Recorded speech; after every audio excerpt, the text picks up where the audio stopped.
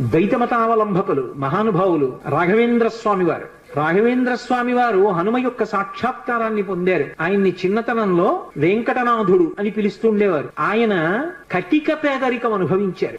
శిష్యులందరికీ కూడా వేదాంత పాఠం చెప్పి దొరికినదేదో అది తినేవారు. ఆయన చరిత్ర గురించి చెప్తూ కొన్ని అద్భుతమైన విషయాలు చెప్తారు. వారి భార్య గారికిట ఒక్కటే చీర ఉండేదిట. ఆ చీర సగభాగం కట్టుకునేవారట, సగభాగం తడిపి ఆరేసేవారట. అవతలది ఆరితే ఆ ముక్క కట్టుకుని ఈ ముక్క ఆరేసుకునేవారట ఆవిడ. అయినా సరే దరిద్రాన్ని పక్కన పెట్టి భర్త గారిని అనుగమించినటువంటి మహాపతివ్రత. అటువంటి తల్లి, ఒక్కగానొక్క కొడుకు, శిష్యులకి వేదాంత పాఠం చెప్పి దొరికితే తినడం, లేకపోతే ఉపవాసం. అటువంటి వారు ఒకసారి ఒక చోటికి శుభకార్యానికి వెడితే ఆయన్ని పిలిచి గంధం తీయమన్నారు. వచ్చిన అతిథులందరికీ గంధం పెట్టడానికి. సూక్త పఠనము అని ఒక మాట ఉంది లోకంలో. పరమ భక్తితో సూక్తాన్ని పఠిస్తే సూక్తాధిదేవత అనుగ్రహిస్తుంది. ఆయన అగ్ని సూక్తం చదువుతూ గంధం తీశారు. తీస్తే ఆ గంధం అందరూ బొట్టు పెట్టుకున్నారు. ఒళ్ళు మంటలు వచ్చేసింది వచ్చిన అతిథులకి. ఎక్కడది ఈ గంధం, ఎందుకు ఇలా మంటలు వచ్చిందని అడిగారు. ఆ యజమాని అడిగాడు రాఘవేంద్ర స్వామిని, ఎందుకు ఇలా మంటలు వచ్చిందని అడిగారు. నేను అగ్ని సూక్త పఠనం చేస్తూ ఈ గంధం తీశాను అన్నారు. ఏమిటి, అగ్ని సూక్తం చదువుతూ నువ్వు గంధం తీస్తే ఒళ్ళు మంటలు వచ్చిందా?